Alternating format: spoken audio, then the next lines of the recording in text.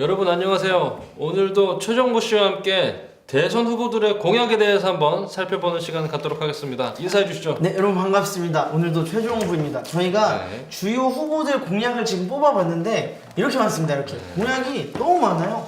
공약이 너무 많은 와중에서 여러분들께서 뭐 이 공약에 대한 100% 이해도를 갖겠다, 이것도 사실은 조금은 어려워 보이고, 그래서 네. 저희가 이 공약들을 조금은 쉽게 설명을 해드리고자 오늘 또 이 영상을 찍게 되었습니다. 네. 그 한 후보당 아마 선관위에서 20페이지로 제한할 것 같아요. 그래서 다들 한 20페이지로 냈는데 네, 홍준표 후보는 뭐 별로 그렇게 크게 말할 거 없다. 네. 글씨 크기도 굉장히 큽니다. 13페이지로. 네네네. 감사하게도 줄여서 읽고 나머지는 한 20페이지 정도 되는데 저희가 이걸 다 읽어봤습니다. 다 읽어봤는데 네. 우선 공약이 이렇게 많은 것들이 만약에 다 지켜지잖아요, 여러분들. 그럼 100% 확신하는데 우리나라는 망합니다. 나라 망하고요. 절대 안 됩니다. 네.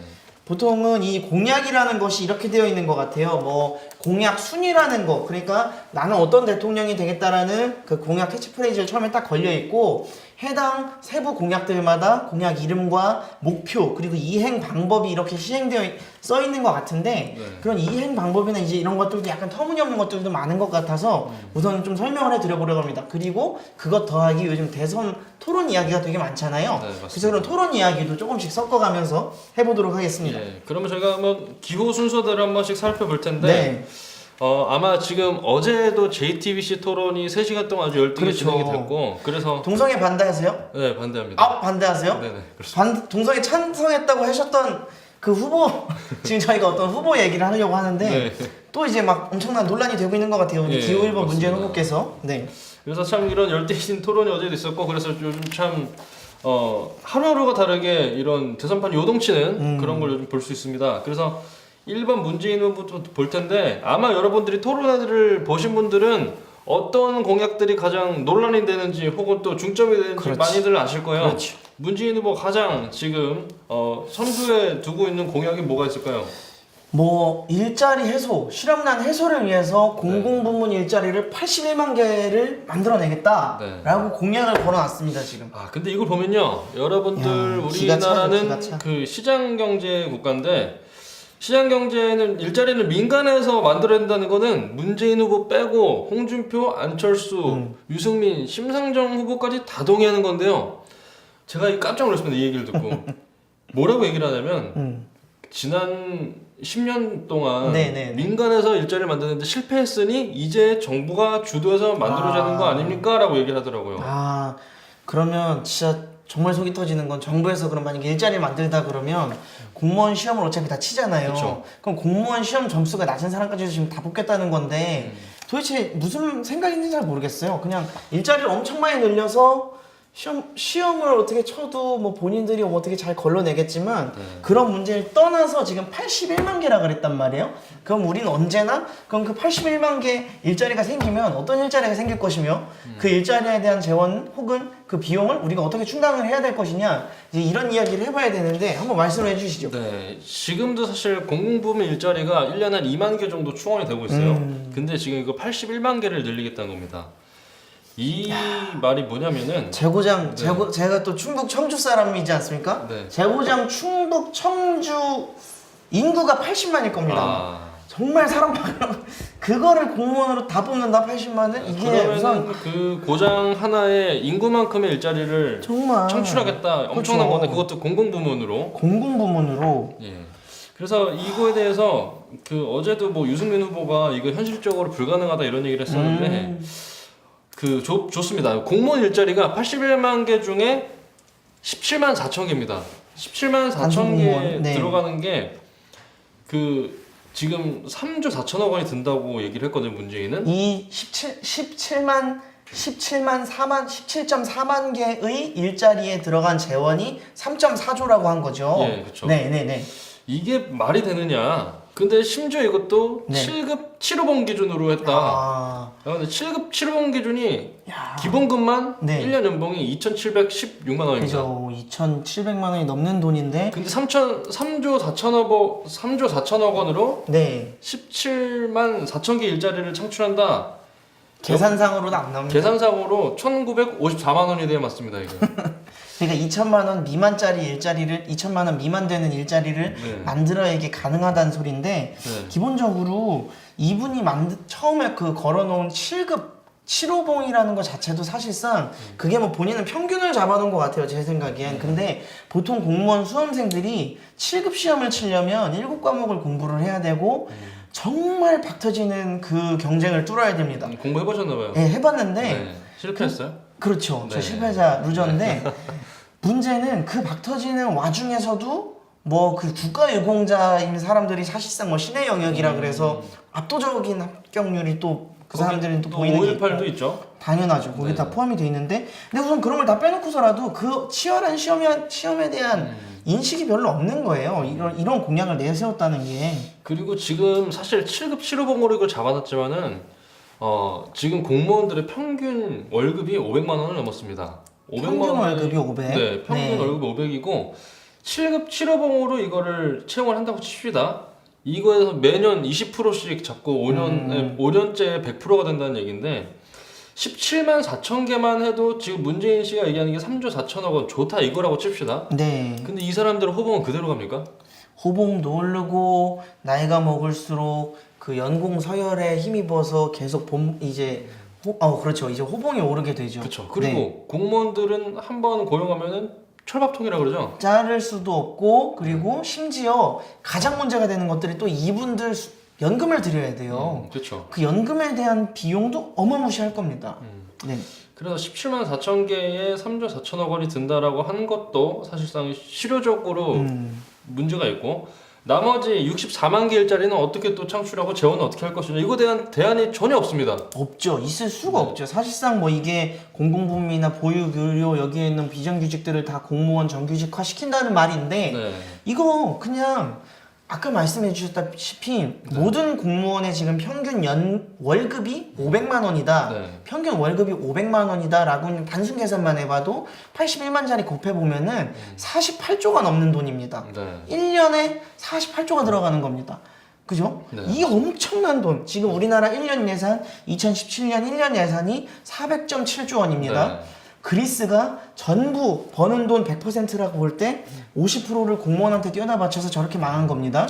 지금 우리나라가 추가되는 공무원들, 지금 있는 공무원들 빼놓고 요 추가되는 공무원들한테만 1년 GDP의 10% 넘는 돈을 써야 된다? 그러면 진짜 딱 그 길로 가는 것이죠. 그리스의 길. 근데 정말 전 답답한 게 모든 이런 문제들을 뭐 부패에 있다 이렇게 받아들이는 분들이 많이 있고 사실 정치인들이 이런 왜곡을 정말 많이 해서 이런 프레임을 가지신 것 같은데 제가 오늘 오기 전에 네이버 댓글들을 봤습니다. 문재인의 네네네. 81만 개 일자리, 네. 81만 개 공공부문 일자리 네. 이거에 대한 허구성, 논란에 대한 기사에 댓글들 상위를 점유하는 게 그리스는 부패 때문에 망했다 뭐 이런 식으로 하는 게 상위 랭크를 하고 있는 거예요. 그럼 대한민국 공무원은 부패로 안 망할 것 같네. 네. 지금도 굉장히 부패했거든요. 공무원 집단은요. 답답하네.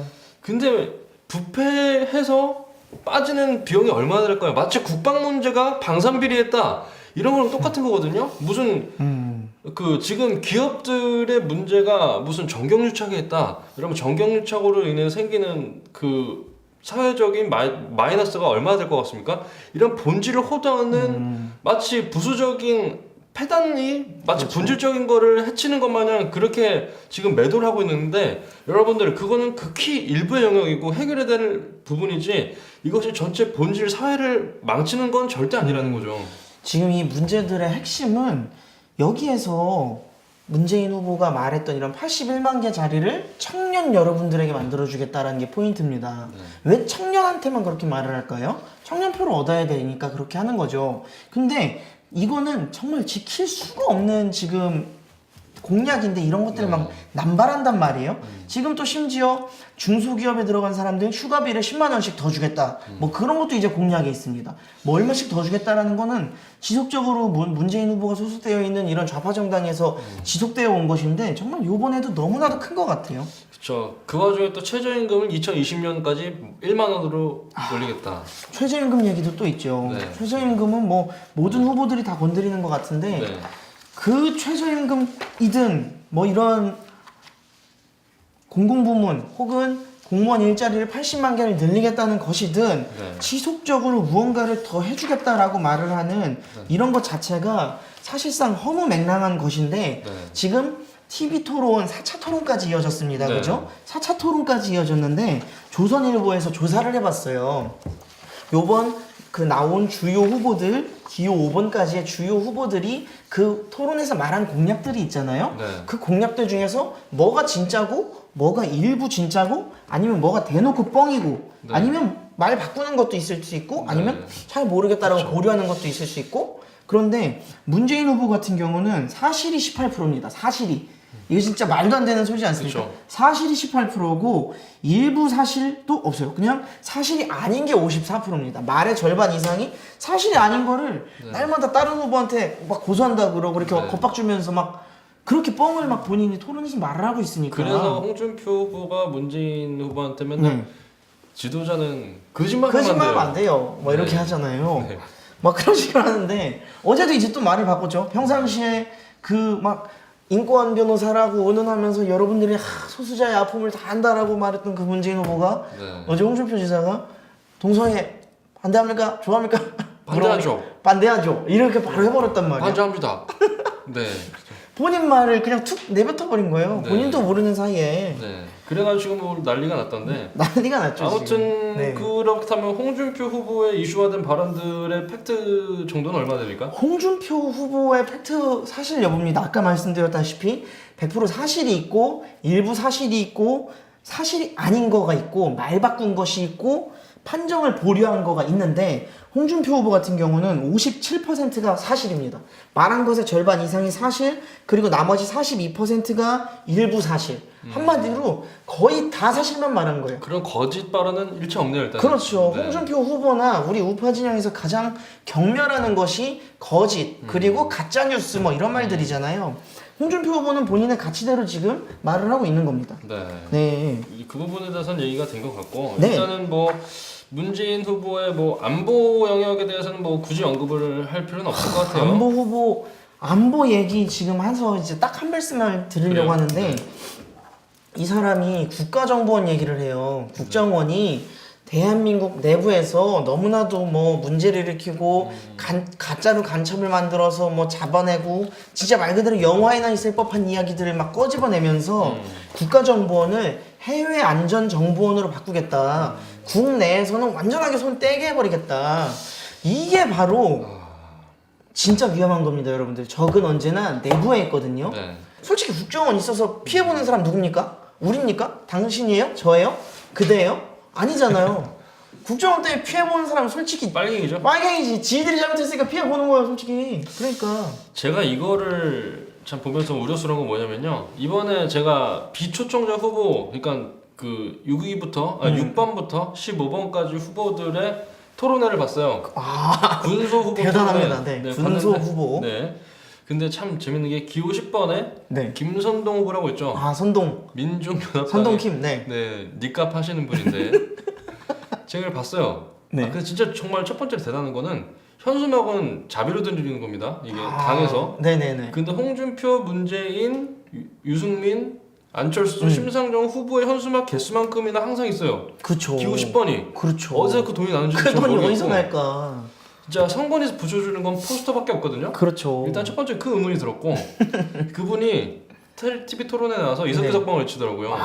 정말 감명 깊었습니다. 저렇게 진골이 있을 수 있구나. 네. 역시나 여러분들 이석기 근황 알려드리면 무슨 뭐 선거 뭐 돈 뭐 그런 문제 때문에 징역 1년이 뭐 늘어났다고 합니다. 아무튼 그런 게 있고. 그러면 근데 진짜 그런 상황에서 여러분들 광화문의 민중연합당 당원들이 시위 행전을 하는데 평일에도 하더라고요. 그런데도 이석기 석방하라, 한상균 석방하라, 뭐 이정희는 뭐 불쌍한 희생자다 이런 식으로 하는데 여러분 저는 이 사람들이 간첩이 아닐까라는 의문이 첫 번째로 들고 이 사람들이 반국가 집단이라는 건 확실해 보여요. 근데 대통령 후보까지 또 배출을 했네요.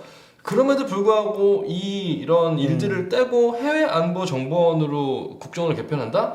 심지어 지금도 국정원의 기능을 너무나도 축소해서 이런 그 국내 내부의 빨갱이들을 잡아내는 역할을 굉장히 어렵게 하고 있어요.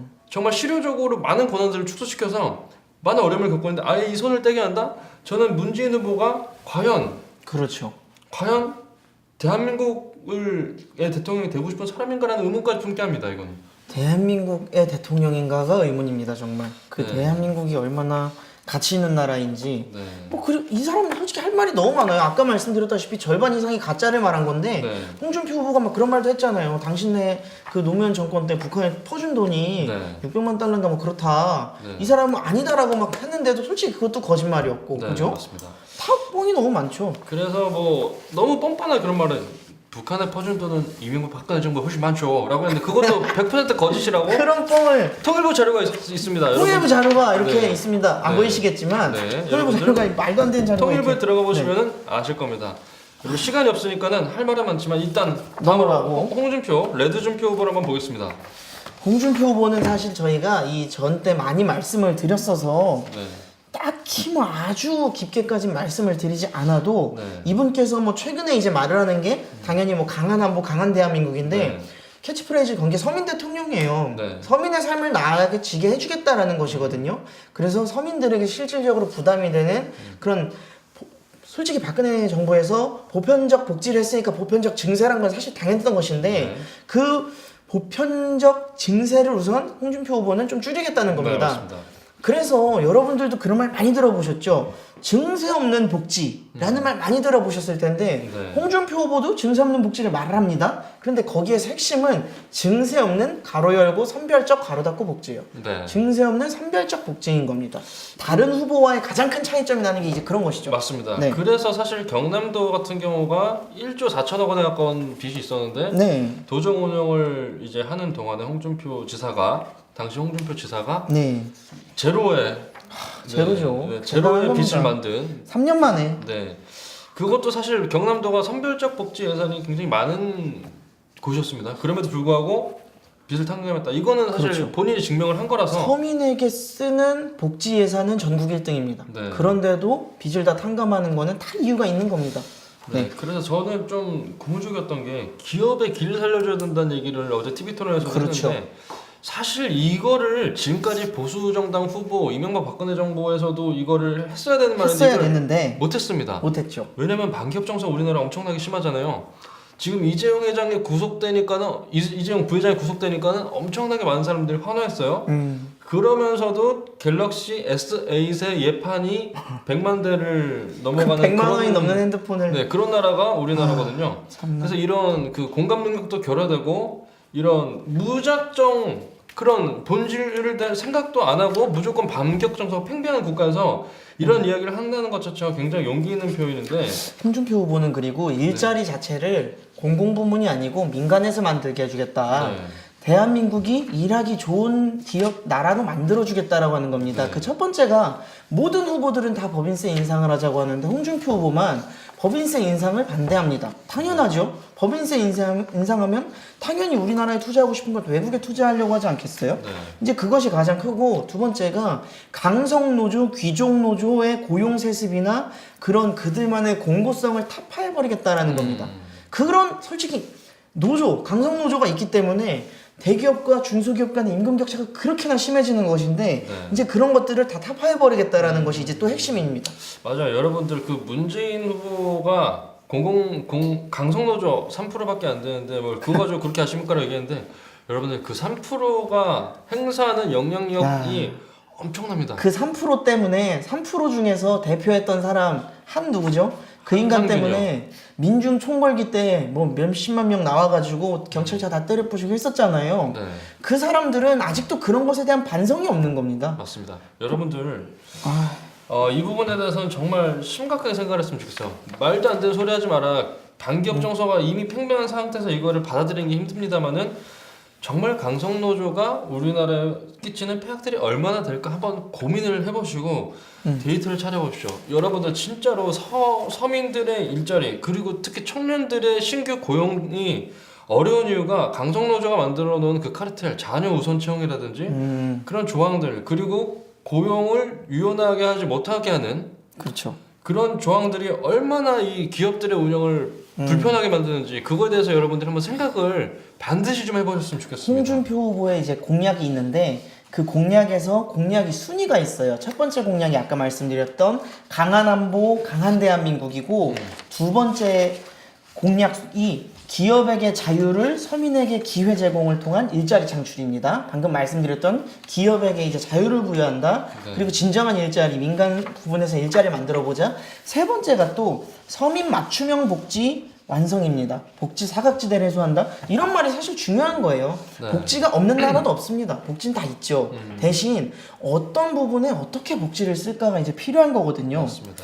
지금 이제 2017년 우리나라 예산이 나왔습니다. 400.7조 원 아까도 말씀드렸는데 단순 복지만 쓰이는 돈이 네. 130조 원이에요. 그 중에서 거의 3분의 1 정도, 30% 정도가 됩니다. 그거에다가 교육, 노동, SOC, 간접적 그런 광의의 엄청난 복지 부분을 다 더해보면 55%예요. 네. 이미 우리나라가 쓰는 돈만 보면은 우리는 복지국가인데 왜 우리는 복지국가라고 못 느끼느냐? 실질적으로 어려운 사람들한테 줘야 되잖아요. 맞습니다. 어려운 사람들한테 돈을 줘서 돈을 주거나 기회를 주어서 그 사람들이 중위층으로 올라올 수 있게끔. 왜냐면 이분은 진짜로 서민으로 살아봤기 때문에 이제 이런 것도 가능할 텐데 네. 이런 공약들이 사실 너무 중요한 겁니다. 네. 네. 맞습니다. 그러면 이제 다음 순서, 다음 후보를 말씀드려 볼게요. 저희가 누구 말하는지 말해보세요. 야, 너 사드 반대하지? 말 바꿨어? 너 왜 이렇게 말 바꿔? 바보 아니야? 그만 좀 괴롭히십시오. 정말 실망입니다. 왜 이렇게 말 바꾸냐고. 정말 그만하십시오. 저는 쳐다보지 않고 얘기하겠습니다. 이렇게 응석을 부리는 네. 그리고 또 대통령 후보가 네. 계신데 찰스 아니라고 얘기합니다. 기호 3번 안철수 후보입니다. 네. 참 저는 정말 재밌는 게 네. 어제 JTBC 토론회에서도 네. 지금은 상황이 바뀌었습니다. 사드도 그렇습니다. 라고 얘기했는데 오늘 새벽에 사드가 배치가 됐죠? 됐습니다. 네. 근데 유감 표명을 했어요. 미치겠어요. 아니 이분은 미치겠는 게 안보를 물어봐도 경제를 물어봐도 일자리를 물어봐도 뭐 개헌 뭐다 그냥 사회적 합의를 통해서 해결하겠습니다. 뭔 사회적 합의 무슨 사회적 합의를 어떻게 다 되나요? 아니 5시간 만에 또 바꿨어요 본인 입장을. 아니 당은 사드 배치 반대인데 이분이 갑자기 보수표 끌어오고 싶으니까 우파표 끌어오고 싶으니까 네. 갑자기 사드 찬성을 했는데 네. 그죠? 지금 5시간 만에 또 유감 표명하고 심지어 당론이 사드 반대인데 이게 바뀌었다고 TV 토론에서만 얘기했고 당 입장은 나온 게 없어요. 정말 말도 안 되는 얘기를 이제 하시는 네. 분인데 이분도 이제 뭐 공약 순위가 뭐 있습니다. 공약 순위가 정말 신기하게도 안 보여요. 네. 한반도 비핵화 평양 구축 그리고 뭐 튼튼한 자강안보 뭐 이런 말 써놓는 건데 그럼 이분이 하는 말 중에서 진짜로 우리 국가안보를 튼튼히 하려고 한 게 뭐가 있느냐? 없어요. 미국과의 대화를 통해서 그리고 중국하고도 외교적인 노력을 통해서 그런 것들을 해결해 나가야 된다. 그런 해결도 사회적 합의를 통해서 하시겠다. 뭐 당의 사회적 합의지. 이거는 아무나 할 수 있는 말이라서 그렇죠. 지도자는 맞습니다. 이런 확실한 플랜이 있어야 되는데 이거를 뭐 사회적 합의나 뭐 이런 식으로 하는 거는 정말 현답에 나올 수가 없거든요. 지도자는 본인의 이런 마인드가 신념이 있어야 되는데 이분은 그게 부재해요. 사실 저는 어떤 생각을 하냐면 네. 문재인 안철수 단일화가 지난 대선에 있었죠. 네. 그 당시에는 두 후보의 지지율이 비등비등했습니다. 그렇죠. 근데 그 안철수 후보는 그때 TV 토론을 나오지 않았어요. 음. 그래가지고 안철수라는 사람에 대한 어떠한 그런 실체가 드러나지 않았던 것이 아닌가. 왜냐면은 TV 토론이 진행되면 진행될수록 안철수 후보의 지지율이 급격하게 계속 떨어지고 있고 지속적으로 떨어집니다. 그 안랩, 써니전자 이런 안철수 테마주에 투자하셨던 분들이 매일매일 눈물을 흘리고 계세요. 눈물 흘려요? 아니 저는 투자 안 했습니다. 네네네. 네. 안철수 후보가 방금 말씀드렸다시피 사실상 지금 안보에 있어서 가장 중요한 사드라는 전제조차도 지속적으로 말 바꾸기를 하고 있고 이제 공약순위 세 번째가 뭐 기업에 대한 경제에 대한 이야기입니다. 근데 이분이 말을 하는 게 정말 이 사람이 정말 기업가가 맞나라는 생각이 들 정도예요. 정말. 정경유착과 불공정 거래를 근절한다라고 하면서 불법 행위자의 회사 경영을 참여 금지를 시켜버리겠다. 그럼 우리나라는 처벌을 받아도 기업을 못하는 사람이 되는 겁니다. 처벌 어떻게 할까요? 비리, 횡령, 배임 그냥 걸어버리면 범법자 될 거 아니에요. 어떤 대기업을 운영하는 사람이 솔직히 어느 정도의 범법이 합당하다는 게 아닙니다. 불법 저지를 수 있어요. 왜냐? 경영하다 보면 불법을 저지르고 불법 저지른 대신에 처벌을 받는 거죠.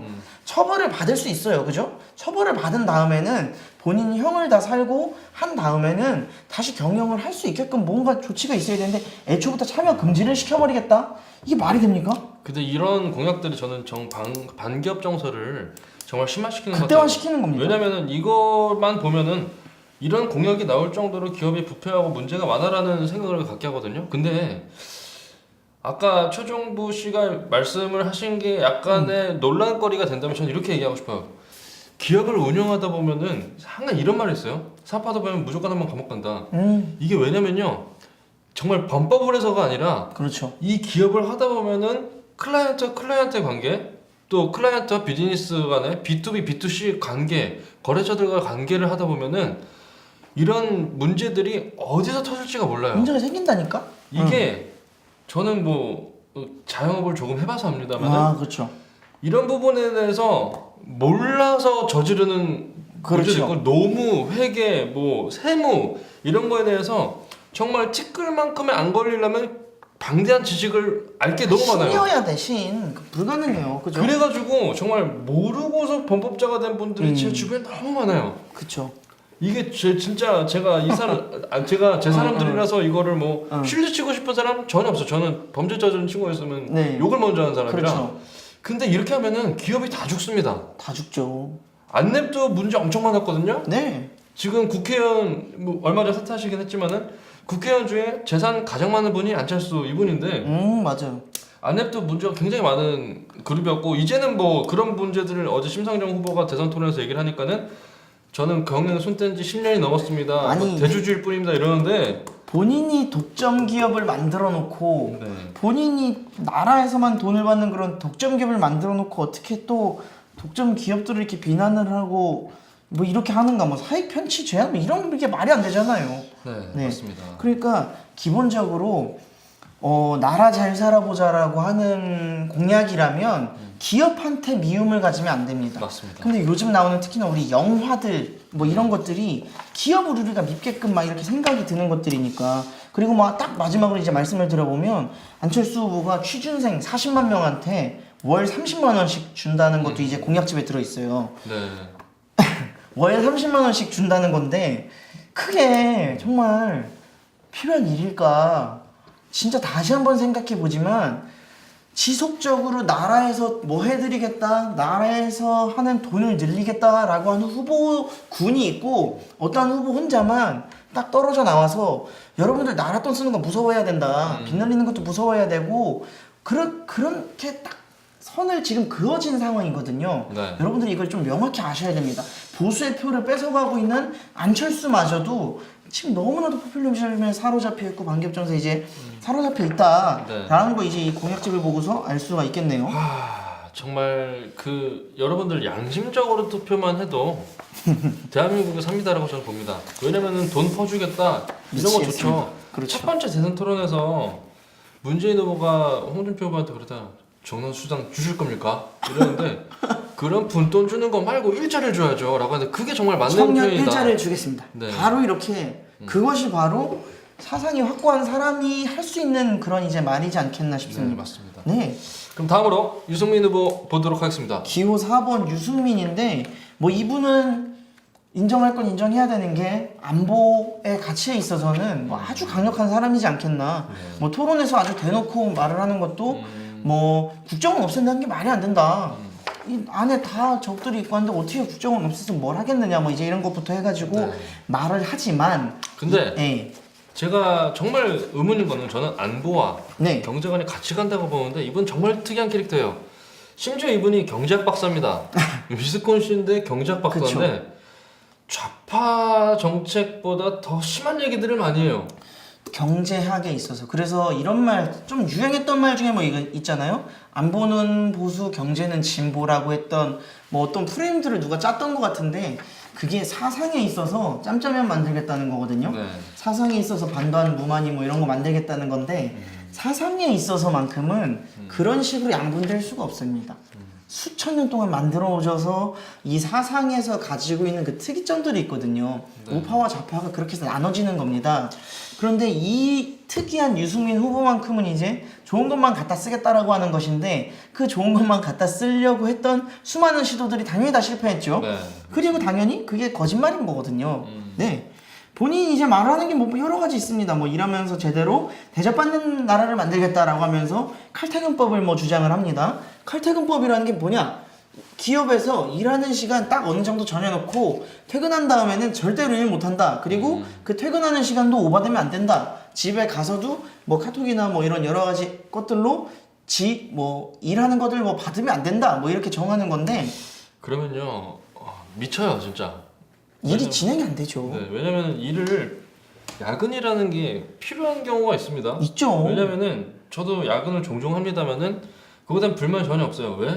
해야 될 일을 해야 될 상황이 있는 겁니다. 한가할 때도 있고 언제든 칼퇴근을 하면은 좋겠지만은 그렇지 못한 경우가 있을 수 있어요. 근데 맞습니다.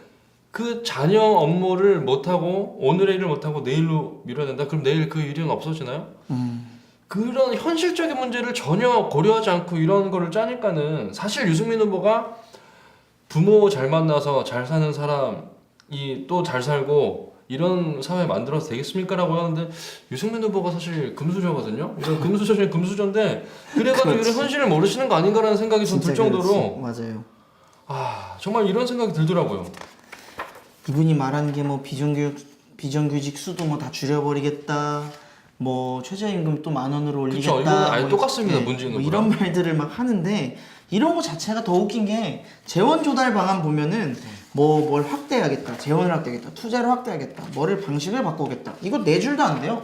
이런 걸로 지금 재원 확보 방식을 만들겠다라는 것도 사실상 유승민 후보도 많이 어려운 겁니다. 이게. 마치 조세 개편을 하겠다, 세제 개편을 하겠다, 그리고 무슨 인프라 구축을 해서 하겠다, 뭐 사회적 합의를 통해서 하겠다.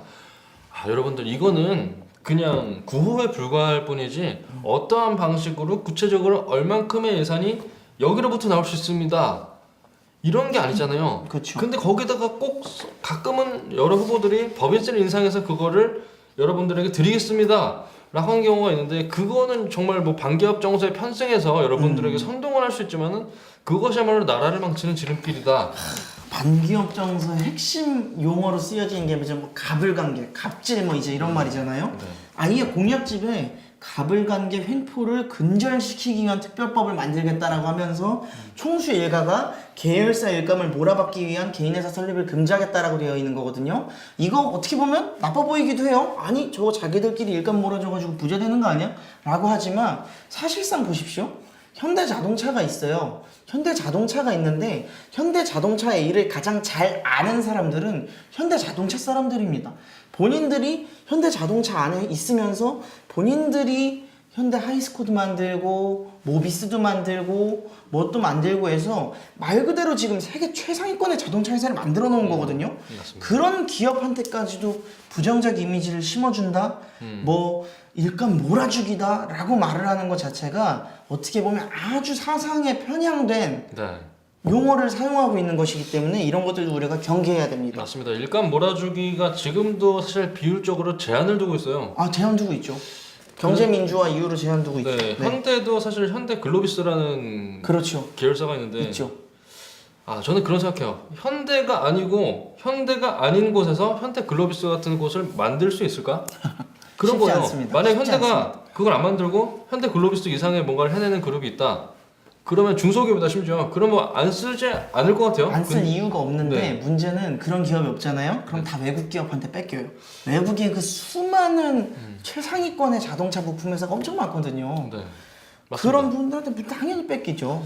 그리고 현대차가 현대 글로비스를 만들어서 본인의 이윤을 더 창출한다. 그거 나쁜 건가요? 왜냐면은 대기업 사원 더 뽑아야 돼요 그만큼 여러분들. 일자리가 늘어나는 겁니다. 이게 민간 일자리 부문에서 창출이요. 일자리가. 그렇죠. 마치 무슨 뭐 현대차의 총수 혼자 정몽구 씨가 혼자 그 돈 먹습니까? 여러분 그 단순한 프레임에서 벗어나서 기업이 일자리를 만든다는 이 구조를 한 번만 1차원적으로만 생각해도 이게 답이 나오거든요. 여러분 중소기업 갈래요? 대기업 갈래요? 현대글로비스랑 대기업 갈래요? 현대글로비스가 없는 상태에서 그거를 조금씩 만들어 보는 척하는 여러분들 좀 미흡한 중소기업에서 적은 돈 받고 일하실래요? 이런 걸 맞아요. 허용해줘야 대기업이 더 많은 일자리 만들고 더 많은 계열사를 통해서 이윤을 창출하고 그게 가능한 겁니다. 이 사람들은 이걸 착취 혹은 지배라고 착각을 하고 있는 것 같아요. 네. 네. 그거에서부터 사실상 기호 2번 후보와 이렇게 뭐 많이 다른 것 같습니다. 네, 마지막 후보가 누구죠? 네, 심상정 후보인데 아, 즉 공약 순위 1위 아. 촛불혁명 완수하는 국민주권형 정치개혁이라고 하는데 그만 알아보고 싶어요. 그만 알아봅시다. 도저히 못 알아보겠는데? 뭔 소리라는 거지?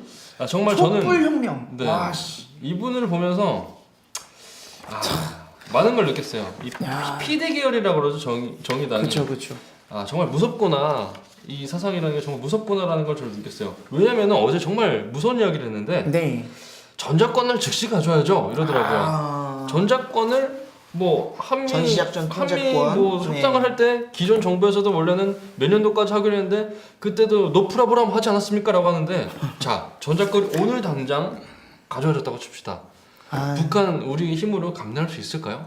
이런 국제사회 우리나라 국제 정치학 정세 역학적으로 정말 화약고입니다. 화약고 한반도가 지나치게. 중국, 일본, 미국, 러시아 이런 정말 세계 강대국들과 강대국들이 사이에 있고 여러분들 그 사회에서 정말 고도의 외교적 안보적인 포지션을 취해야 되는 게 대한민국이거든요. 근데만 전작권을 했었다고 칩시다.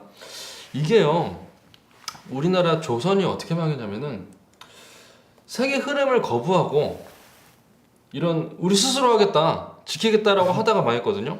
이걸 답습하자는 거랑 똑같거든요. 우리 민족끼리란 말이 제일 위험한 겁니다. 북한에서 주장하고 있는 우리 민족끼리인데 이 사람이 하고 있는 게 사실상 다 그런 느낌이에요. 다 우리끼리 해보자, 우리끼리 뭐 해보자, 우리가 해보겠다 안 되는 겁니다. 네. 이건 정말 현실성이 부족하지 않나. 왜냐면은 아니 생각을 해보십시오. 우리나라가 조선이 망할 때 아까도 말씀드렸다시피 스스로 고립을 자체해서 망했거든요. 우리가 전작권을 가져서 우리 힘으로 미국하고 중국하고 협상해서 하자. 여러분들 힘의 균형은 인정을 해야 되는 겁니다, 여러분. 그렇죠. 힘의 균형이 차이가 나면은 그걸 인정을 해야 돼요. 그래서 우리나라가 뭐 중국하고의 이런 역사적으로 5천 년 동안 무슨 조공 관계에 있었다라는 사실을 인정해야 되듯이 그리고 이게 있습니다.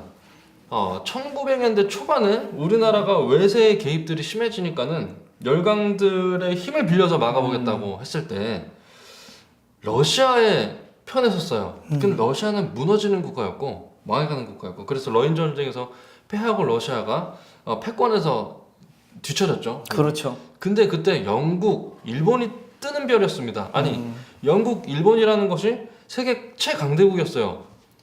영국 편에 섰으면은 우리나라가 어떻게 됐을까라는 생각을 해요. 그러니까 검은도를 점령하고 그런 사태가 일어났거든요. 근데 지금 우리 세계 가장 강한 국가 어디입니까? 미국이죠. 근데 자꾸 중국의 편에 서자. 국제 정치는요. 빌고 오자. 그래서 국제 정치는요. 가장 강한 국가와 힘을 같이 할 때 그 힘에 편승하고 같이 동맹 관계를 정말 그 곤고하게 구축할 때 앞으로 나아갈 수 있는 거고 그 힘을 지킬 수 있고 국가를 지킬 수 있는 거거든요. 근데 그 과거의 잘못을 또 답습하자. 우리 스스로 지키자고 하다가 또 망하고 가장 최강대국인 미국이 아닌 동맹국이 아닌 중국한테 붙자. 우리나라랑 이념 체계도 다른데 그래서 또 망하자. 이거는 역사에 대한 인식이 없고 역사에서 배울 수 있는 것을 배우는 게 없는 거예요. 그러면서도 또 왜 정도전을 존경한다고 조선시대 사람을 얘기하는지 저는 이해를 못하겠어요. 납득이 안 가죠. 네. 심상정 후보가 말을 하는 여러 가지 경제 공약들이나 뭐 안보책 이런 것들이 사실상 본인이 대통령 되려고 생각해서 만들어낸 것 같지는 않다라는 생각이 강하게 듭니다. 네. 이건 뭐 어떤 나라를 만들자는 건지 도저히 감이 안 나요. 그럼에도 불구하고 20대들이 이 심상정 후보의 토론을 굉장히 좋아하더라고요. 뭐 나름 뭐 심크러쉬, 심블리 뭐 이제 이런 네. 말들을 만들어서 네. 되게 뭐 좋아하고 있는 것 같은데 네. 뭐 사실상 토론에서 본인들이 뭐 그렇게 마음에 들어하는 그 두 후보 기호 1번과 기호 3번 후보들이 헛소리들을 하고 있으니까 네. 오히려 이분한테 그렇게 조금 좋은 여론들이 형성이 되고 있지 않나 생각을 해봅니다. 그래서 저도 사실 뭐 1번 후보보다는 5번 후보의 공약이 조금 더 낫다.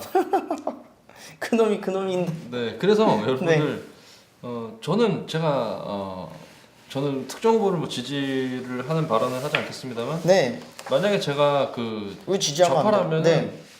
5번 찍겠습니다.